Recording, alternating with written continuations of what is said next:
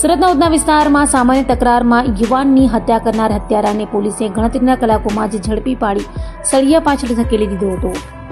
સુરતના ઉધનામાં આવેલ પ્રભુનગર ખાતે સામાન્ય તકરારમાં 2 માસૂમ બાળકોના પિતા દિનેશ પ્રજાપતિની હત્યા કરાઈ હતી. પ્રભુનગરની ગલીમાંથી પસાર થતી વેળાએ મૃતક દિનેશ પ્રજાપતિ અને હત્યારા શિવકરણ બિંડા વચ્ચે સામાન્ય બોલાચાલી થઈ હતી, જે બાદ લુમ્સ ખાતામાં કામ કરતા શિવકરણે તીક્ષ્ણ હથિયાર વડે દિનેશને ઘા ઝીંકી દીધા હતા, જેથી ગંભીર રીતે ઇજાગ્રસ્ત દિનેશને સારવાર અર્થે નવી સિવિલ ખસેડાયો હતો, જ્યાં ફરજ પરના તબીબોએ દિનેશને મૃત જાહેર કર્યો હતો.